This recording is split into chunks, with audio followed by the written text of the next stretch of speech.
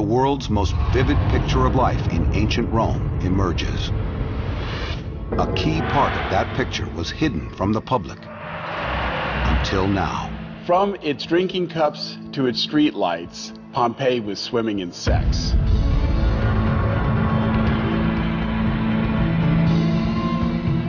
Instead of being a proper Roman city, these people are up to is a seething world of sex and filth and squalor. New evidence of widespread prostitution, orgies and sex clubs. Women selling themselves to men, men to other men, and men to women. Was there a secret sex trade in Pompeii? And if so, who controlled it? Was this city a one-of-a-kind hotbed of sin? Or does it offer us the truest picture of sex in ancient Rome? A picture hitherto hidden and now, for the first time, revealed.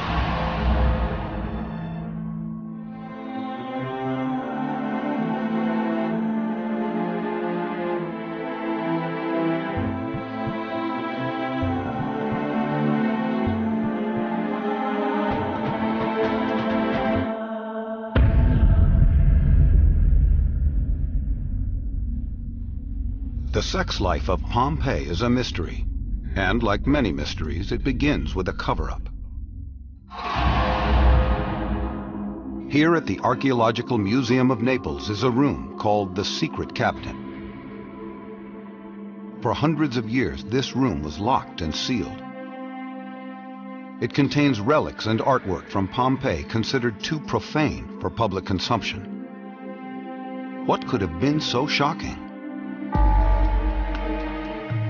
Perhaps it was the dozens of erotic frescoes, the phallic street lanterns, the sexually explicit drinking cups, or the many representations of Priapus, the fertility god whose striking features pop up in artwork all over town. It was really difficult for people to come and be confronted with what ran against Christian morality of the day. And the sexual elements came out very starkly from a very early stage. There's a story told of how Charles III is having a wonderful sort of court picnic, and they're excavating and they bring up a statue, and there's great excitement among the court circle. And the statue is the famous one of Pan making love to a nanny goat. And there was horror among everyone. And the king said, right, excavation's closed.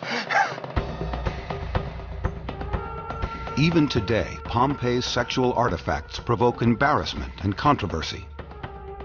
And these objects are just the tip of the iceberg. They reveal a more shocking side of Pompeii. The deeper historians dig, the more unsettling details emerge of an elaborate system of sex in this ancient city.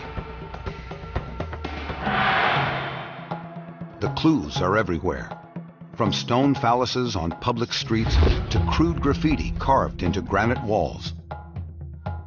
They appear to reveal a population trading in decadence, perversion, prostitution, and sexual slavery. Professor Andrew Wallace Hadrill's groundbreaking research has forced us to rethink the way we look at the Roman Empire. Wallace Hadrill has uncovered secrets that the city itself didn't want to disclose. This isn't how a Roman city wanted to present itself to posterity, not the big public writings inscribed in marble and bronze, the great rhetorical statements that a city wanted to make about itself. These are the trivial scribblings that weren't meant to be heard. And we're allowed in on a conversation we weren't meant to hear. One message emerges very clearly. Pompeii was in the business of selling sex, and on a large scale. The action ranged from fast and inexpensive curbside sex to private sex parties with the Roman equivalent of call girls. But given that 80% of the population was poor, it's safe to say that most of the sex was quick and dirty. Professor Thomas McGinn is an authority on the economics of prostitution in ancient Rome. We're standing in front of a crib, a small room lying off of a street or an alley where a prostitute would have conducted business. The prostitute or her pimp would have been outside in the street soliciting customers, perhaps either directly in front or in a bar or some other place close by, bringing them through a patchwork curtain or a small wooden door into this room, where you see a stone bed with a stone pillow. In ancient times, there would have been a mattress, some cushions, perhaps, strewn over the stone in order to make it a bit more comfortable. 13 of these curbside cribs have been identified, all nearby Pompeii's 153 local taverns. But the undisputed central location for paid sex was here, on a main street in the center of town near the Forum and the marketplace. This is the Lupanara Grande, the oldest known brothel in the world. It's a treasure trove of information, not just about Pompeii, but also about human sexuality in the ancient classical world. Lupanara means den of the she-wolves, a Roman expression for a house of prostitution. When it was unearthed in 1862, pious Catholic authorities immediately sealed it off. They even plastered over many of its explicit frescoes. Until recently, this historical treasure remained closed to the public. It was finally opened in 2006, after an extensive renovation touched up its frescoes and restored the wooden beams and rafters burned away by lava nearly 2,000 years ago. There's nothing else like it on Earth. The Lupanara provides a window into the past that before could only be imagined. It's the only place in the world where you can actually see, smell, and touch the place where ancient prostitutes plied their trade. But how can we be certain this building was used solely for sex? There are probably three ways that people have traditionally identified sexual activity. The first is pornographic pictures, where you have a concentration of pornographic pictures. Maybe there's prostitution. Second, graffiti of an erotic nature. You've got the highest concentration of futuo, the Latin for eye, in the whole site. Over 100 occasions it's scribbled on the walls. And thirdly, structures. If you have a room shaped in such a way that all you can do is go to bed in it, and yet it isn't a bedroom part of a residential unit, this is an indication of a space made for the sale of sex. The thing about the Lupanare Grande, the big brothel of Pompeii, is that all these three criteria concentrate absolutely marvelously. Every detail of the building's design reveals what went on here. On the ground floor, we find 5 small rooms with stone beds. This floor probably appealed to walk-in street traffic. The customers of the brothel would have arrived first in the central corridor, off of which lie the rooms where the prostitutes worked. The corridor is decorated with a series of erotic panels, paintings that depict in an explicit way scenes of lovemaking. These were once thought to provide a menu of choices for the customers coming to the brothel. Various sexual acts are depicted in different paintings, and it was thought that you would go to one room or the other depending on what you preferred. But the better view, or more persuasive view, is that these were part of what the brothel was selling. They presented a fantasy of sex. Richly decorated beds, the pillows and the bedding is of a quality that far surpasses anything that you would have found in these rooms with their stone beds and straw mattresses. So again, what you have here is a fantasy of sex. What you have here is the reality. The business of the brothel was to sell the customer both. The Lupanara's large and distinctive second floor poses another mystery. Upstairs, we find no erotic art, no graffiti, and no masonry beds. It might have been filled with expensive wooden beds, drapes, and curtains. Here, customers may have made the fantasy real. In this room, which is too big as you conceive to be a simple prostitute's cell, there would have been ample space for parties, a place to invite friends, a place where the people who rented it out could have simulated, to a certain extent, the atmospherics of an upper-class house, an upper-class dining room, but for a price. The Lupanara was the biggest brothel in town, but it wasn't the only one. Archaeologists have turned up at least 41 brothels, and the numbers vastly increase if you include taverns and hotels, which were common sites of prostitution. Sex for hire was everywhere. But why was there so much of it, and why was it so public? Why did the empire permit it, and who profited from it? For the answers, we first need to look at the dark, seldom-seen lives of the prostitutes themselves. For centuries, the evidence of widespread prostitution in the doomed city of Pompeii was suppressed. Today, historians are putting together the pieces of how, where, and why it took place. At the heart of the mystery is the Lupanare Grande, the biggest brothel in town. 79 AD, the Lupanara opens for business, as it does every day, 9 hours after sunup, which is why the prostitutes here are called the nonarii, the ninth-hour girls. Like prostitutes through the ages, they perform under assumed names. We know some of them from the carvings in the Lupanara's stone walls. They are called Calidrome, Casa, Fabia, Fortunata, Nika, Januaria, and Myrtis, who specializes in oral sex. There are also male prostitutes known as Luperci. At the Lupanara, one goes by the name Maritimus. Graffiti here claims his specialties include servicing virgins.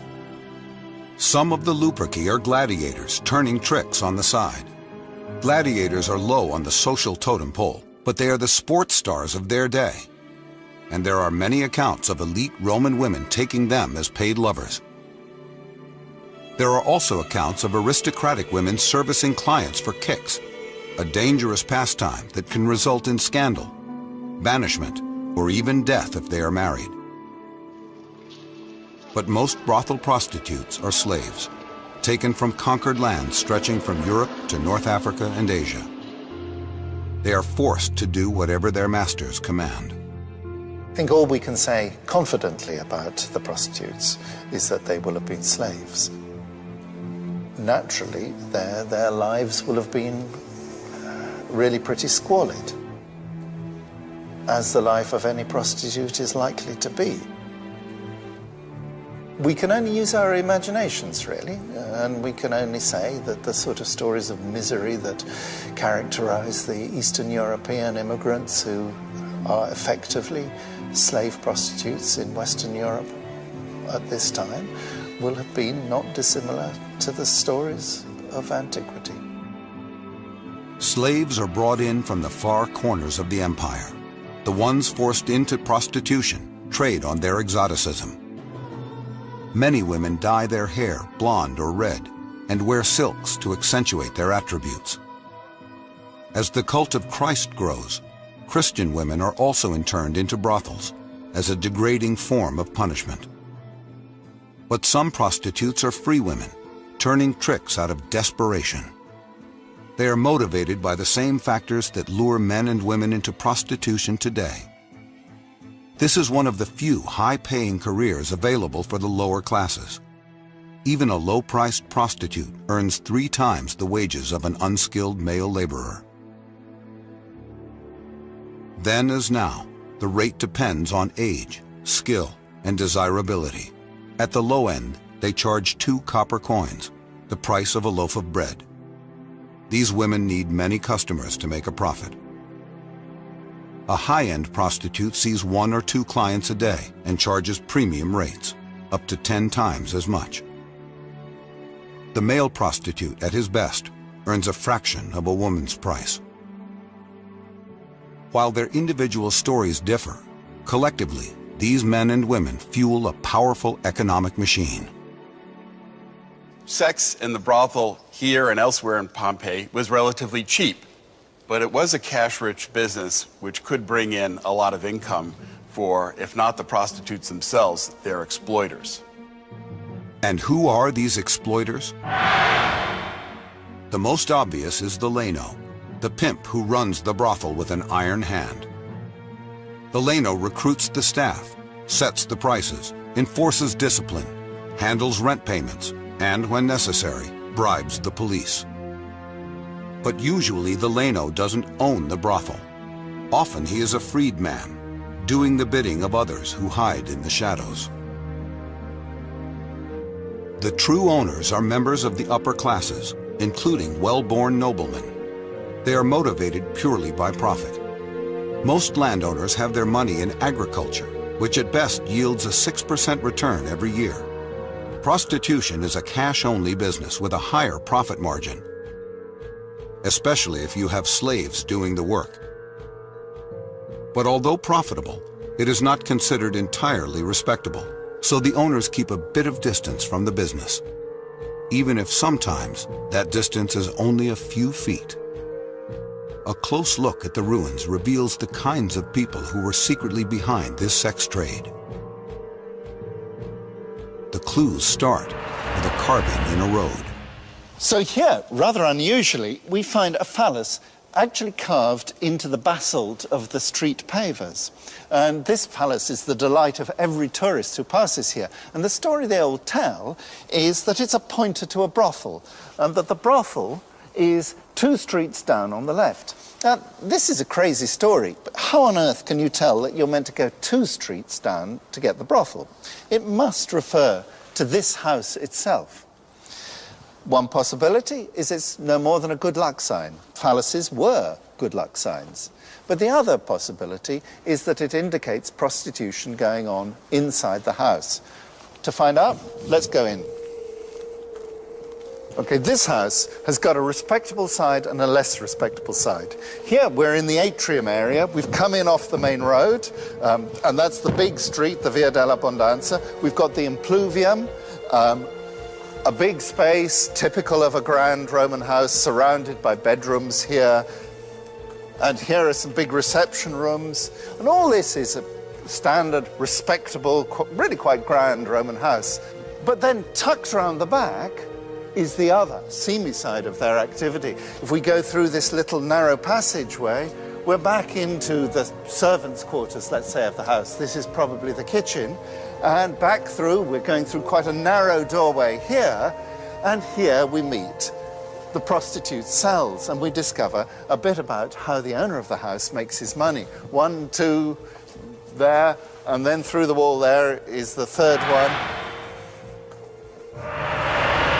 Here you've got a little entrance from the street, some stairs going up. So he probably rented out rooms. He may have had other girls working upstairs as well.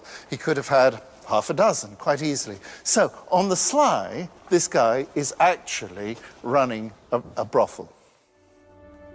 The elite's attitude towards private and public sex was complicated, to say the least. And it begins to explain why there was so much of it going on, and so publicly. For here, sex, whether paid or unpaid, was not just about pleasure. It was also about power. And with sex and power would come outright debauchery. New evidence reveals that the lost Roman city of Pompeii had a thriving sex trade, a trade that involved virtually every layer of society. We've seen what happened in the brothels and back alleys that catered to working-class men. But what transpired at the top, the rarefied world of the elite? 79 AD. This is the Floralia, a festival of prostitutes introduced about 238 BC. The festival is dedicated to Flora, a very successful working girl who left her estate to the people of Rome and set up an annual fund to celebrate her birthday with a wild street party. The early Christian author Lactantius writes disapprovingly, "The prostitutes at the importunities of the rabble strip off their clothing and act as mimes in full view of the crowd, and this they continue until full satiety comes to the shameless lookers-on." For upper-class men and moralists, this sort of display is considered vulgar. For them, sex should not be a free-for-all. It should be a carefully engineered statement of honor, strength, and power. The concept of honor was one which united both male and female virtues in the Roman world. For the males, manliness encompassed the ability to express power over one's own emotions and also to use that power to control others. In Roman literature, we often learn about sexual activity as merely an expression of power, whereby the person penetrating is the person who is in control and exerting a powerful identity, and the person who is being penetrated is the person who has lost control and who is therefore of a degraded status. Wives are immune from this degradation since their role is not primarily sexual but social. Marriages take place to preserve status, increase wealth. Many rarely have sex with their husbands. But should they take lovers, they must be discreet, because if caught, the wives will pay a heavy price. Adultery was often associated with the female perpetrator rather than the male, and since the head of a household, the pater familias, had the power of life and death over all members of his household, he was able to exert that power to punish his wife or foster political alliances. The Roman matron is a mother, a hostess, and manager of the household.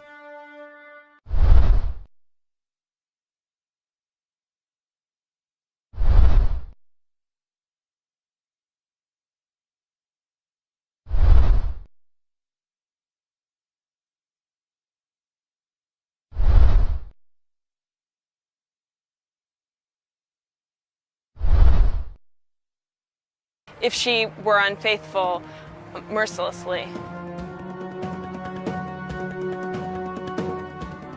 But according to the literature of the time, that doesn't slow them down. Upper-class women take lovers from all levels of society. They join in orgies, moonlight at brothels, and also hire prostitutes themselves. Male or female, if you are a member of the ruling class, the sex trade in Pompeii offers plenty of options. Many husbands don't even need to look beyond their own households.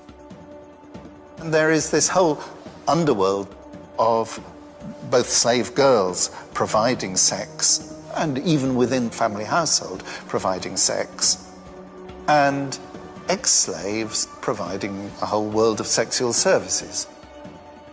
This was certainly true of the higher levels of society. But what happened at the very top? The evidence at Pompeii shows us that some of the wealthiest citizens had urges that went far beyond sexually exploiting their slaves.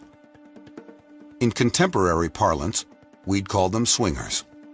I found 7 examples of explicit erotic art in the context of private houses that suggest not the presence of a brothel, but that of a sex club. The owner of the house would have invited his friends to party with him and women, presumably prostitutes, who were brought in for the occasion. Generally, the status of the owners of these houses was very high. We're talking about the elite of Pompeii. It may not be what everyone would have done, but it was not something that was illegal or open to even serious moral censure. But how do we tell the difference between a straightforward brothel and an elite private sex club? Historians look for clues, starting with accessibility. The harder it is to find the room, the more likely it was used for private entertainment. Now, this is the House of the Centenary. It's one of the very grandest in town. A double atrium, a magnificent peristyle garden here, rich decoration everywhere, and you can be confident that this belongs to one of the people at the top level in town, one of the magistrates. And now I've left the great open spaces, the magnificent peristyle, winding down this little corridor, and we come into a completely secluded area of the house. And first into this area, and then into a little room off it. And this is a sort of antechamber. Notice that the decoration is very beautiful in here. It's at the level of the rest of the house. And then finally into the climactic room, which has got the pornographic scenes in it. And it's really interesting because the kind of scenes are exactly the same as those you find in the brothel, only that the quality of execution is very much higher. It's very hard to imagine the owner of this house allowing this room to be used as a brothel. Even if you think of it in economic terms, how much would you have to spend decorating this room like this? How many layings of prostitutes would you have to get your investment back? And look at this picture. You've got Hercules here with his club. There's the club of Hercules. And there are two little Amorini, two little Cupids. And they're saying, come on, Hercules, you can do it. He's laid down the club of his labours. He's having a rest. And it's time for some sex. And just in the same way, the master of the house can put aside his public face, his duties, and enjoy himself. This is his enjoyment room. But not just for him, because very interestingly, we've got a little window here, which means that people can look in and enjoy the spectacle of what's going on in the master's private romper room. But this room was not just for the master's use. Literature of the time tells us that sometimes the wives joined in, and that couples would stage private orgies to impress their guests. The historian Maximus complains about a wild party in 52 BC given by a landowner named Gemellus. To curry favor with local magistrates, Gemellus brought in 2 noble women and a well-born boy to join the fun. Maximus writes, "Bodies were shamefully compliant, destined to be the sport of drunken lust." But Maximus' real complaint was not so much the sex itself. It was the way Gemellus so openly used it for his own social and political gain. And that may be the key about sex in Pompeii, hidden from most Roman ruins. It was an instrument of wealth, a mark of power, and a tool for personal advancement. At every level of Roman society, sex was currency. And if one followed the money, it would lead in surprising directions, right up to the emperor himself. Sex for hire was available virtually everywhere in Pompeii. There was no zoning and no red light district. Prostitutes were available in the most public spaces in town, including the Forum, the hub of local government. The arches leading into amphitheaters were favorite pickup spots. These arcade dens were called fornicates, the root of the modern word fornicate. Prostitutes also plied their trade at the most public venues in ancient Rome, the baths. Roman baths were enormous pleasure palaces dedicated to the principle of enjoyment. Here, rich mingled with poor, united by the great leveler of universal nudity. It was by all accounts an erotically charged atmosphere. Food, drink, and sex were all for sale. Pompeii had 6 public baths that we know of. And like the brothels, explicit frescoes were part of the decor. In fact, the men's locker room contains the most sexually frank paintings in the whole of Pompeii. We're here in the suburban baths of Pompeii, and this room, which was only excavated in the 1980s, has caused enormous scholarly controversy ever since its excavation. The position of the room in the baths tells us that it should be the changing room, the apoditerium. But it has this most extraordinary decorative feature. You see a series of numbers going around. These numbers are on boxes, rather long boxes. And then above each box is a scene of sex. So what is going on here? And there have been various lines of interpretation. And one is that this is a kind of a witty jest, that when people left their clothes in particular boxes, they couldn't remember, was my box number 4 or number 5? But they could remember the position. Joke. And that interpretation has been very strongly contested by others who say, no, there is prostitution going on here. You need to look around the corner at this point where there's a door to some stairs going up the back. And there are a series of rooms up above us that could indeed be used for prostitution. All of this confuses modern observers. Two images emerge from Rome's ancient ruins. The one we usually see shows a civilization that lived by strict codes of honor and shame. But the ruins of Pompeii reveal a city steeped in sex. How could prostitution in Pompeii have been so open and widespread? The answer may lie with Rome's ever-changing heads of state. 44 BC, Augustus replaces Julius Caesar as the leader of the Roman world. Unlike Caesar, a pansexual playboy, Augustus has a more conservative agenda. Around 10 BC, he passes a series of laws that promotes family values. The elite can only marry within their class and must bear noble children. Childless couples are penalized and bachelors are taxed. Most important, adultery becomes a criminal offense. But what about prostitution? Like most Roman nobles, Augustus doesn't approve of sex for sale, but he accepts it as a fact of life.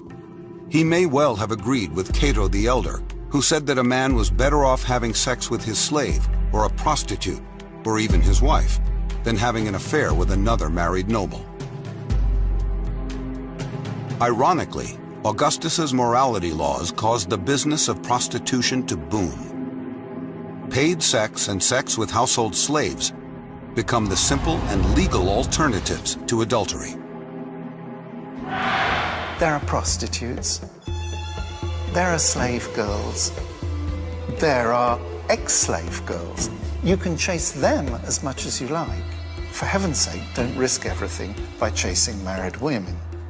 So the very ban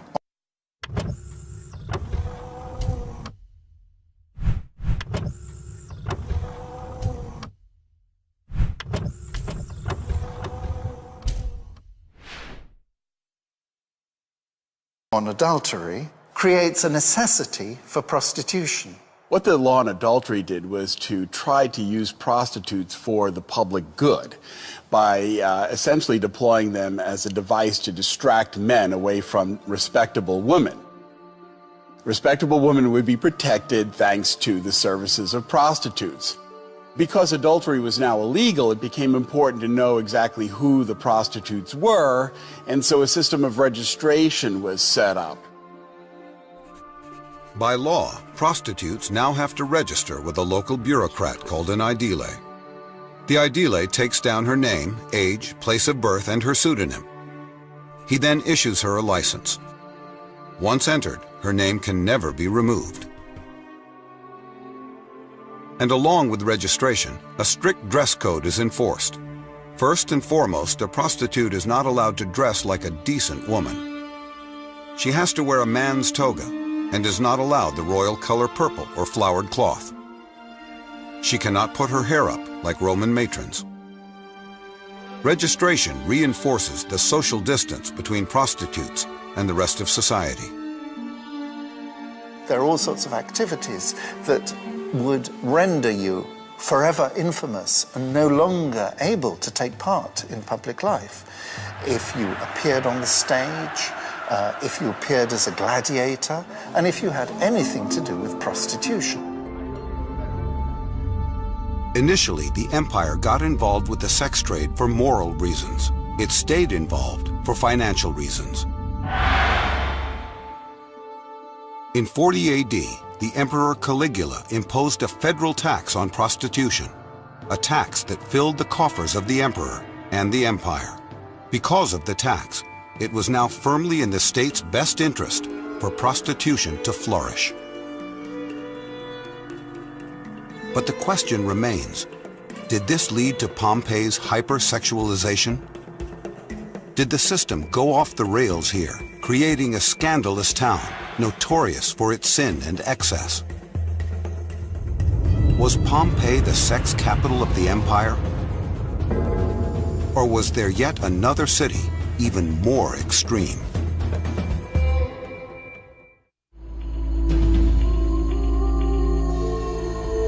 When Pompeii was first discovered, archaeologists were shocked and appalled by what they found. The presence of brothels and pornography led many to believe that the city was deviant and had been destroyed by divine wrath, just like Sodom and Gomorrah. Certainly in Pompeii, sex for hire was easy to find. New evidence reveals a complete sexual map of Pompeii. 13 cribs or rooms right off the street set aside for prostitution. 9 baths, theaters, and amphitheaters where sex was available for a price. At least 7 private sex clubs for the rich, and 41 confirmed brothels, including the world's oldest known purpose-built brothel, the Lupanare Grande. It's a lot of brothels for a city of 6,000. The evidence seems to point to Pompeii as the undisputed capital of sex. But modern sleuthing reveals that Pompeii was neither the Vegas nor the Sodom and Gomorrah of its day. It was, in fact, a small and rather ordinary place. When people first came to knowledge of the representations of sexuality here, they thought that Pompeii might have been a hotbed for la dolce vita. Instead, Pompeii was regarded by the Romans as a good place to buy an oil press. Pompeii is a perfectly normal place. What is extraordinary about Pompeii is the way it's preserved. We always have to remember that. Other places didn't get a volcano's guts tipped over them. And that mode of preservation gives us a whole different insight into the city. So if Pompeii wasn't the center of ancient prostitution, where was the real sex capital? Whatever you see in Pompeii, compared to Rome, is really down market. Rome is the center of everything in the empire. It's the center of wealth, the center of power, therefore the center of sex. On first glance, the city of Rome appears to have had less prostitution than Pompeii. Surviving physical evidence shows fewer brothels and fewer registered prostitutes. But according to historians, prostitution was just as widely practiced. The lack of physical evidence in Rome reveals the final chapter of Pompeii's story. Pompeii takes its lead from Rome, and Rome, in turn, follows the taste of its rulers. 37 AD. Just 42 years before the eruption of Vesuvius, Caligula becomes emperor. He sets a standard for depravity that few have been able to match in the nearly 2,000 years since his reign. He is fascinated by corruption and sexual transgression. By establishing a tax on prostitution and a squad of bureaucrats to enforce it, Caligula turns sex for sale into a state-sanctioned business. To drive home the point, he sets up a brothel inside the imperial palace. The brothel is staffed by the wives, daughters, and sons of leading citizens and upper-class men. Some are willing, some are not. Caligula is succeeded by Nero. Though no match for his predecessor in depravity, Caesar Nero is no saint. He mugs citizens for fun, has his mother executed, and kicks one of his wives to death, And when he isn't slumming at brothels, he organizes elaborate orgies for the aristocrats. Caligula and Nero's bad behavior influences society across the Roman Empire, from Rome down to smaller cities like Pompeii. Vice and corruption are the order of the day. But in 69 AD, just 10 years before Vesuvius swallows Pompeii, a new ruler succeeds Nero, and things begin to change. Pompeii's suburban baths hold an important clue to this cultural shift. Carbon dating reveals that the wildly explicit illustrations in the men's changing room were covered up 3 years before Pompeii was destroyed. What to me is the most important feature is that these things have been overpainted. And that means that at some stage they thought it was really not acceptable to have these images on show. And it makes sense that after the fall of Nero, when the new emperor Vespasian brings in a sort of new morality, they cover things up. The conservative shift taking hold in Rome is just starting to affect Pompeii when Vesuvius freezes the city. It is a pivotal moment, just after the most decadent period of Roman history has ended. Pompeii's hothouse atmosphere of sexual goods and services was normal for that time. Had the city survived another 20 years, we might have found fewer examples of ancient erotica. But the business of prostitution would still have been in place. It was deeply ingrained, not just in Pompeii, but all of Roman society, and history shows it remained that way for centuries to come. Pompeii gives us an unequaled snapshot of a pivotal time in which sex for hire played many roles in the pragmatic Roman world. It was a less than honorable but quite profitable venture for the wealthy, a major source of tax revenue for the state, a way for men to have extra sex without having illegal affairs, and a very public way of reinforcing the class system by sanctioning prostitution while publicly humiliating the men and women forced to practice it. Pompeii's sex trade reflects all the contradictions of Roman society, its rationalism, its brutality, its passion. And it reveals the enormous impact that leaders, good and bad, can have on mighty empires.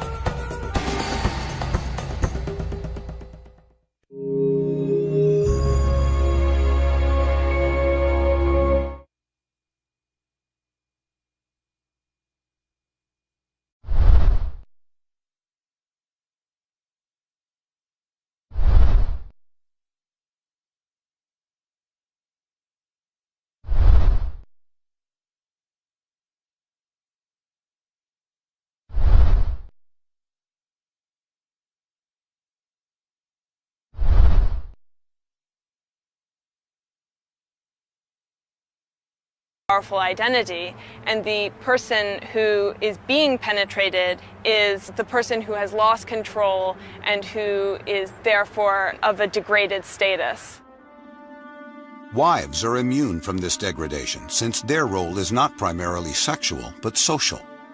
Marriages take place to preserve status, increase wealth, or foster political alliances. The Roman matron is a mother, a hostess, and manager of the household.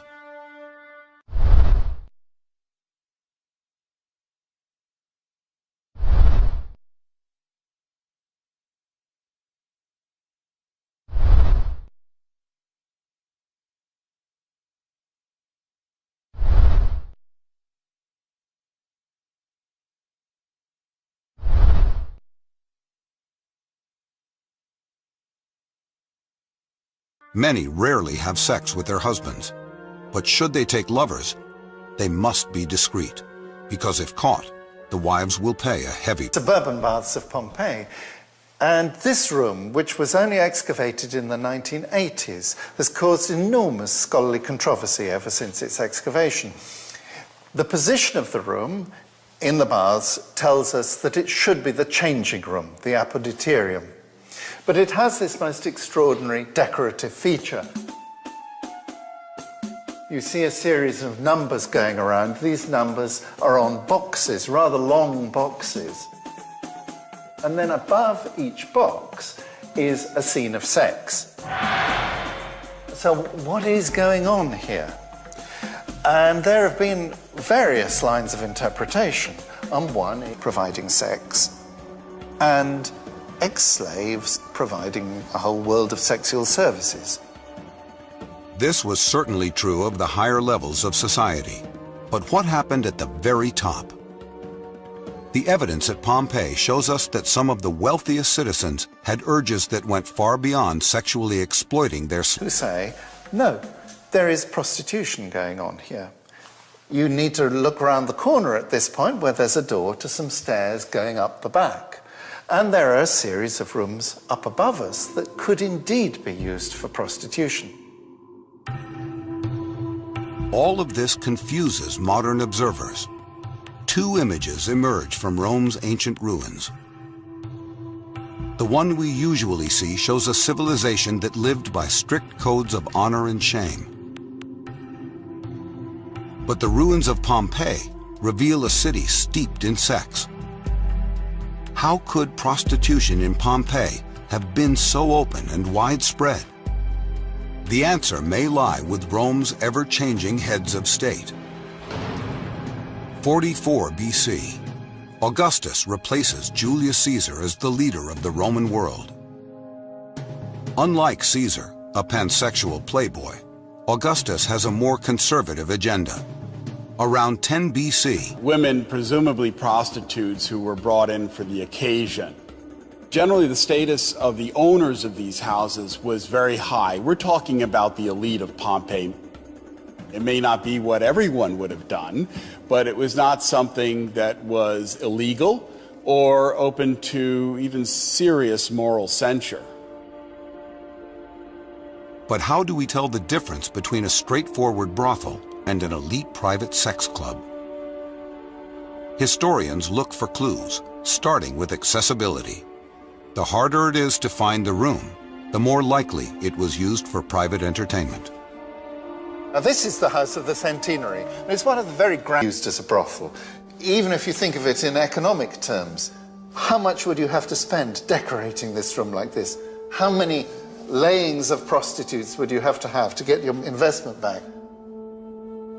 And look at this picture. You've got Hercules here with his club. There's the club of Hercules. And there are two little Amorini, two little Cupids. And they're saying, come on, Hercules. You can do it. He's laid down the club of his labors, he's having a rest, and it's time for some sex. And just in the same way, the master of the house can put aside his public face, his duties, and enjoy himself. This is his